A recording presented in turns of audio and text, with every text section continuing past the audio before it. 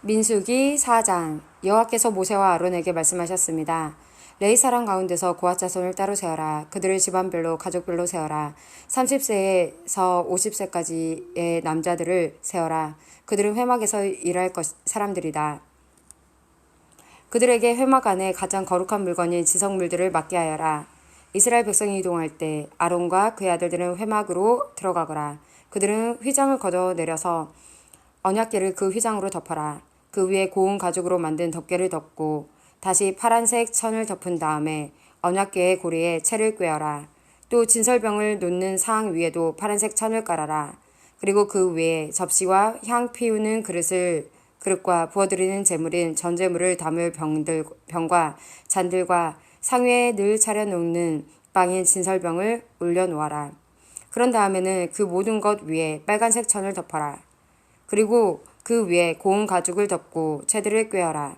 또 파란색 천을 가져다가 등잔대와 등잔과 심지 자르는 가위와 불똥 그릇과 등잔에 쓰는 모든 기름 그릇을 덮어라. 그런 다음에 그 등잔대와 거기에 딸린 그 모든 기구들을 고운 가죽에 싸서 들것에 얹어라. 그리고 나서 금 제단 위에 파란색 천을 깔아라. 그리고 다시 고운 가죽으로 덮고 채를 꿰어 두어라. 성소에서 쓰던 것은 다 파란색 천으로 싸고 고운 가죽으로 덮어서 들것에 얹어라.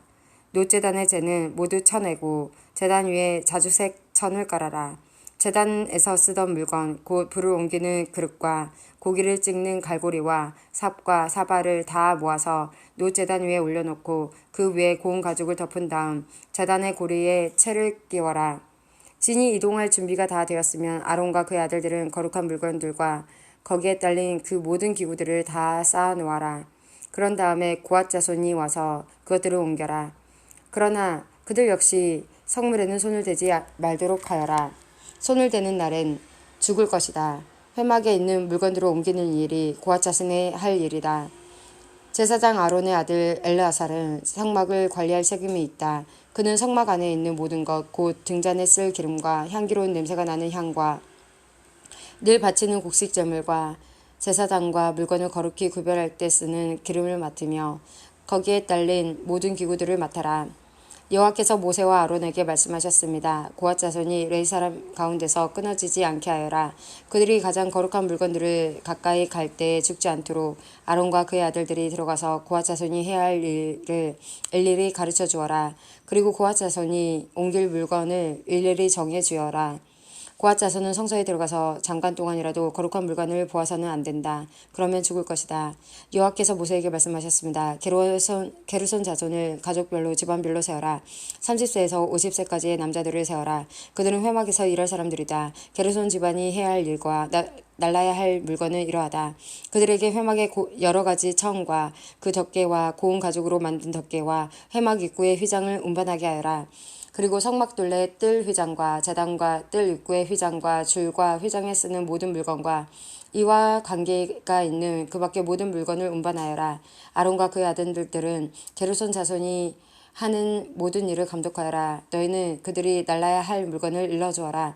이것이 게르손 집안이 회막에서 해야 할 일이다. 제사장 아론의 아들 이다말이 그 일을 감독하여라. 무라리 자손을 가족별로 집안별로 세어라. 30세에서 50세까지의 남자들을 세어라. 그들은 회막에서 일할 사람들이다. 무라리 집안이 해야 할 일은 회막과 널빤지와 빗장과 기둥과 밑받침을 나르는 일이다.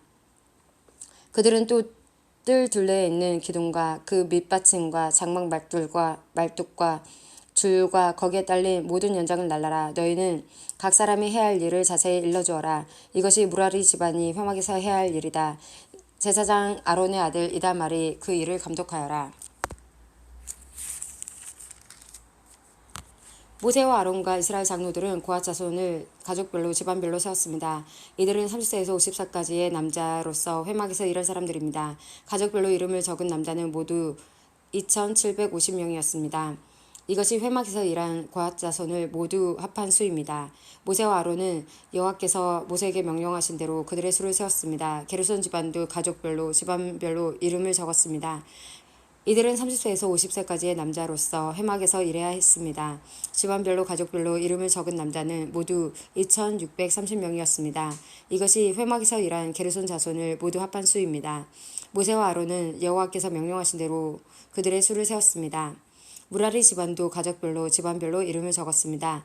이들은 30세에서 50세까지의 남자로서 회막에서 일해야 했습니다. 집안별로 이름을 적는 남자는 모두 3,200명이었습니다. 이것이 회막에서 일한 무라리 자손을 모두 합한 수입니다. 모세와 아론은 여호와께서 명령하신 대로 그들의 수를 세웠습니다. 그리하여 모세와 아론과 이스라엘 장로들은 레위 사람을 가족별로 집안별로 다 세웠습니다. 30세에서 50세까지의 남자는 회막에서 일할 사람들입니다. 그들은 또 회막과 관계가 있는 물건들을 나르는 일도 했습니다. 가족별로 이름을 적은 남자는 모두 8,580명이었습니다. 여호와께서 모세에게 명령하신 대로 각 사람은 해야 할 일과 날라야 할 짐을 맡았습니다. 모든 일이 여호와께서 모세에게 명령하신 대로 이루어졌습니다. 민수기 5장. 여호와께서 모세에게 말씀하셨습니다. 이스라엘 백성에게 명령하여 누구든지 문둥병에 걸린 사람은 집 밖으로 쫓아내도록 하여라. 그리고 피와 고름이 흘러 나오는 악성 피부병 환자와 시체를 만진 사람도 쫓아내어라. 남자든 여자든 가릴 것 없이 집 밖으로 쫓아내어라. 그래서 내가 너희와 함께 사는 이 진을 더럽히지 마라. 이스라엘은 하나님의 명령에 복종했습니다. 그들은 여호와께서 모세에게 명령하신 대로 그런 사람들을 진 밖으로 쫓아내었습니다. 여호와께서 모세에게 말씀하셨습니다. 이스라엘 백성에게 전하여라. 남자든 여자든 다른 사람에게 어떤 잘못을 행하여 여호와를 배반하고 죄를 저질렀을 때는 자기 잘못을 고백하고 손해를 본 사람에게 다 갚도록 하여라. 갚을 때는 5분의 1을 더해서 갚아야 한다. 만약 피해를 본 사람에게 보상을 받을 만한 가까운 친척이 없으며 잘못을 저지른 사람은 죄를 씻는 순양에 배상금을 더하여 여호와께 갚아야 하고 그 갚은 것은 제사장의 몫이 될 것이다. 이스라엘 백성이 바치는 모든 거룩한 예물 가운데서 이스라엘 백성이 제사 지낼 때 제사장에게 가져온 것은 제사장의 몫이다. 모든 거룩한 예물은 바친 사람의 것이다. 그러나 그것을 제사장에게 주었으면 그것은 제사장의 것이 됩니다. 여호와께서 모세에게 말씀하셨습니다. 이스라엘 백성에게 전하여라. 만약 어떤 남자의 아내가 잘못을 저질러 남편을 배반하고 다른 남자와 동침했는데도 남편이 자기 아내의 나쁜 짓을 모를 뿐 아니라 본 사람이 아무도 없고 아내가 나쁜 짓을 하다가 붙잡히지 않았다고 하자. 그런데 남편이 질투하는 마음 때문에 아내가 죄를 지었건 죄를 짓지 않았건 자기 아내를 의심한다고 하면 남편은 아내를 데리고 제사장에게 가거라. 그때 남편은 아내를 위해 바칠 제물도 가져가거라. 제사장에게 가져가야 할 제물은 보릿가루 10분의 1 에바이다. 이 제물에는 기름을 붓거나 향을 얻지 마라. 이것은 질투 때문에 바치는 곡식 제물이며 아내가 죄가 있는지 밝혀주는 곡식 제물이다. 제사장은 여자를 가까이 오게 해서 여호와 앞에 세워라. 제사장은 거룩한 물을 오지 그릇에 담아다가 성막의 바닥에 있는 흙을 그 물에 달아. 제사장은 여자를 여호와 앞에 서게 하고 머리를 풀게 한 다음에 질투 때문에 바치는 곡식 제물을 여자에게 주어서 들고 있게 하라. 그리고 제사장은 저주를 내리는 쓴물을 들어라. 제사장은 여자에게 맹세를 지키고 여자에게 이렇게 물어보라. 그대는 다른 남자와 동침한 일이 있는가? 그대는 남편을 배반하여 몸을 더럽힌 일이 없는가? 만약 그런 일이 있다면 저주를 내리는 이 물이 결코 그대를 해치지 못할 것이다.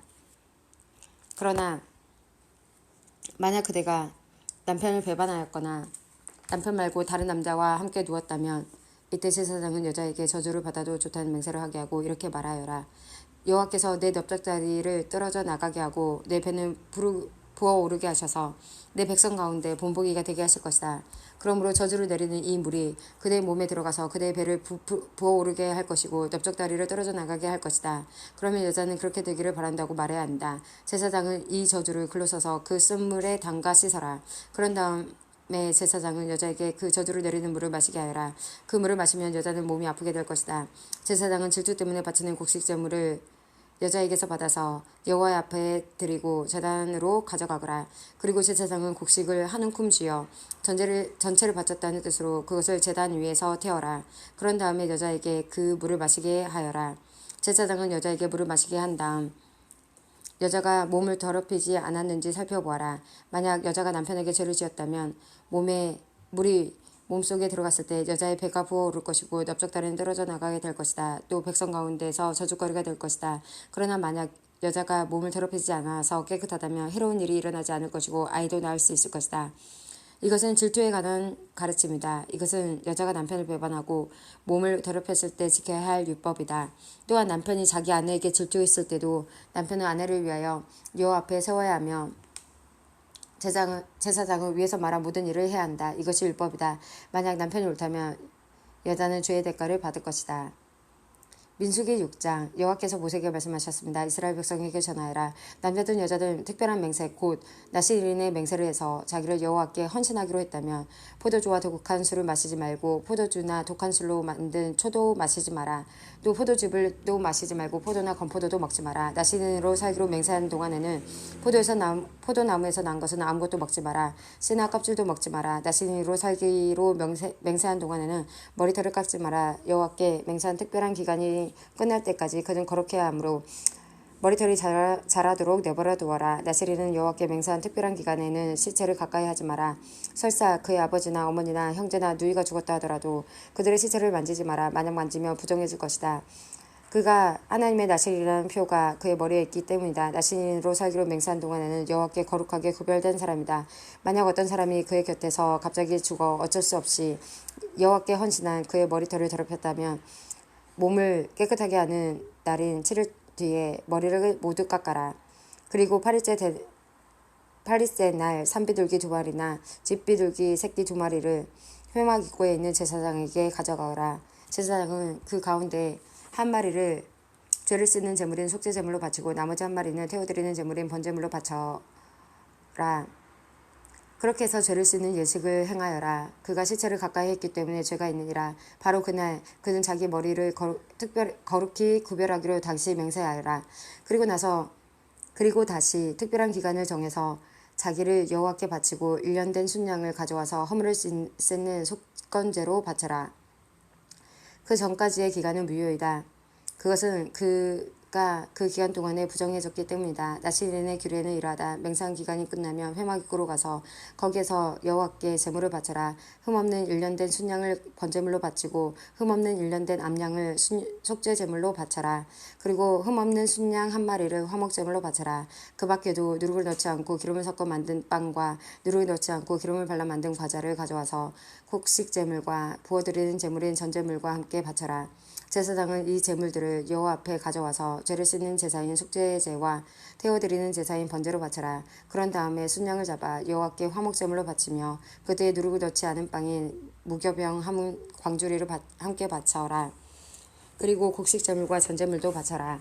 나시린은 회막 입구로 가서 그가 바친 머리털을 밀고 그 머리털을 화목제물 밑에서 타고 있는 불 위에 올려놓아라. 나시린이 머리로 모두 민 뒤에 제사장은 순양의 삶은 어깨고기와 광주리에 들어있는 누룩을 넣지 않은 빵과 과자를 하나씩 나시린에게 주어서 손에 들고 있게 하여라. 그런 다음에 제사장은 그들을 여호와 앞에 흔들어 바치는 제사인 요제로 드려라. 그것들은 거룩한 제물로서 제사장의 몫이다. 또 흔들어 바친 순양의 가슴 고기와 높이 들려 올려 바친 넓적다리 고기도 제사장의 몫이다. 그런 다음에야 나시린은 포도주를 마실 수 있다. 이것은 나시린에 관한 율법이다. 누구든지 여호와께 자신을 구별하여 나시린이 되기로 예물을 드린 자는 이외에도 힘이 미치는 대로 하고 그가 맹세한 대로 자신을 구별한 법을 따르라.